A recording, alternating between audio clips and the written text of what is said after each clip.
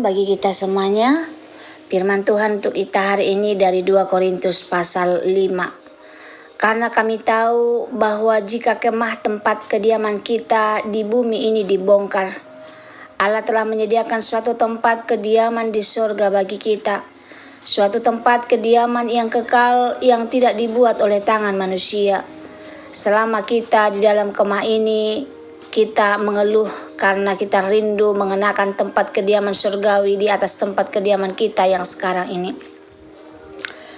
Sebab dengan demikian kita berpakaian dan tidak kedapatan telanjang.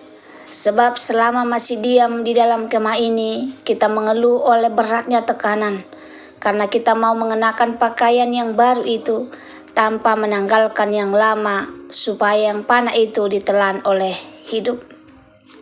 Tetapi Allah lah yang justru mempersiapkan kita untuk hal itu, dan yang mengaruniakan Roh kepada kita sebagai jaminan segala sesuatu yang telah disediakan bagi kita. Maka oleh karena itu hati kami senantiasa tabah, meskipun kami sadar bahwa selama kami mendiami tubuh ini, kami masih jauh dari Tuhan. Sebab hidup kami ini adalah hidup karena percaya, bukan karena melihat. Tetapi hati kami tabah, dan terlebih suka kami beralih dari tubuh ini untuk menetap pada Tuhan. Sebab itu juga kami berusaha, baik kami diam di dalam tubuh ini maupun kami diam di luarnya, supaya kami berkenan kepadanya. Sebab kita semua harus menghadap tahta pengadilan Kristus, supaya setiap orang yang peroleh apa yang patut diterimanya sesuai dengan apa yang dilakukan dalam hidupnya ini, baik ataupun jahat. Pelayanan untuk pendamaian. Kami tahu apa artinya takut akan Tuhan. Karena itu kami berusaha meyakinkan orang. Bagi Allah hati kami nyata dengan terang, dan aku harap hati kami nyata juga demikian bagi pertimbangan kamu. Dengan ini kami tidak berusaha memuji-muji diri kami sekali lagi kepada kamu, tetapi kami mau memberi kesempatan kepada kamu untuk memegahkan kami, supaya kamu dapat menghadapi orang-orang yang bermegah karena hal-hal lahiriah dan bukan batinnya. Sebab jika kami tidak menguasai diri, hal itu adalah dalam pelayanan Allah, dan jika kami menguasai diri, hal itu adalah untuk kepentingan kamu. Sebab kasih Kristus yang menguasai kami, karena kami telah mengerti bahwa jika satu orang sudah mati untuk semua orang, maka mereka semua sudah mati. Dan Kristus telah mati untuk semua orang, supaya mereka yang hidup tidak lagi hidup untuk dirinya sendiri, tetapi untuk Dia yang telah mati dan telah dibangkitkan untuk mereka. Sebab itu kami tidak lagi menilai seseorang juga pun menurut ukuran manusia. Dan jika kami pernah menilai Kristus menurut ukuran manusia, sekarang kami tidak lagi menilainya demikian. Jadi siapa yang ada di dalam Kristus, dialah ciptaan baru, yang lama sudah berlalu, sesungguhnya yang baru sudah datang. Dan semuanya ini dari Allah, yang dengan perantaraan Kristus telah dipendamaikan kita dengan dirinya, dan yang telah mempercayakan pelayanan pendamaian itu kepada kami. Sebab Allah mendamaikan dunia dengan dirinya oleh Kristus dengan tidak memperhitungkan pelanggaran mereka. Ia telah mempercayakan berita pendamaian itu kepada kami. Jadi kami ini adalah utusan-utusan Kristus, seakan-akan Allah menasihati kamu dengan perantaraan kami. Dalam nama Kristus kami meminta kepadamu, berilah dirimu didamaikan dengan Allah. Dia yang tidak mengenal dosa telah dibuatnya menjadi dosa karena kita, supaya dalam Dia kita dibenarkan oleh Allah. Shalom bagi kita semuanya. Firman Tuhan untuk kita hari ini dari 2 Korintus 5 ayat 1 sampai 21. Temanya hidup dari yang kekal, hidup sebagai utusan. Rasul Paulus mengingatkan bahwa hidup orang percaya tidak berhenti pada apa yang kelihatan.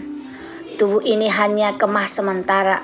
Di balik penderitaan, tekanan, dan pergumulan hidup, Allah telah menyediakan sesuatu yang jauh lebih kekal.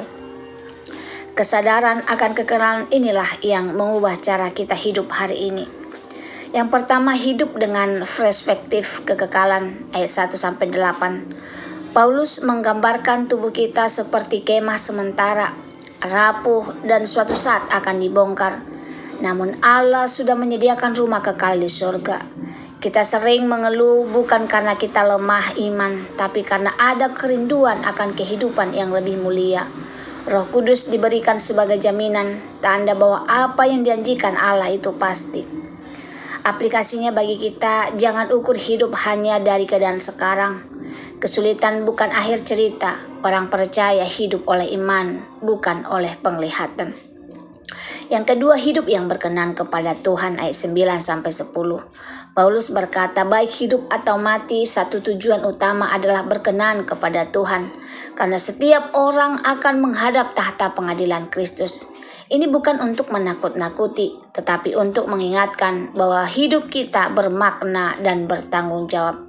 Saudaraku, apakah pilihan hidup, perkataan, dan sikap kita hari ini menyenangkan hati Tuhan?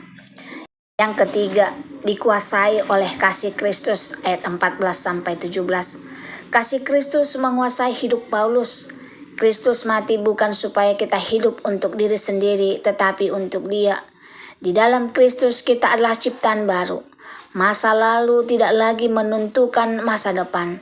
Yang lama sudah berlalu, yang baru telah datang. Jangan hidup terikat oleh kegagalan masa lalu. Di dalam Kristus selalu ada awal yang baru. Yang keempat, dipercaya menjadi utusan pendamaian, ayat 18-21. Allah bukan hanya menyelamatkan kita, tetapi mempercayakan pelayanan pendamaian kepada kita. Kita adalah utusan Kristus. Melalui hidup kita, Allah ingin berkata kepada dunia, berilah dirimu didamaikan dengan Allah. Kristus yang tidak berdosa telah dibuat menjadi dosa bagi kita, supaya kita dibenarkan oleh Allah. Inilah inti Injil. Panggilan hidup kita adalah surat terbuka yang dibaca orang lain. Apakah mereka melihat Kristus melalui kita? Saudaraku, hidup ini sementara, tetapi panggilan kita kekal. Mari kita hidup dengan iman, bukan penglihatan. Dengan tujuan berkenan kepada Tuhan, dikuasai oleh kasih Kristus, dan setia sebagai utusan pendamaian. Semoga firman Tuhan hari ini menjadi berkat bagi kita. Terima kasih, Tuhan Yesus memberkati. Shalom.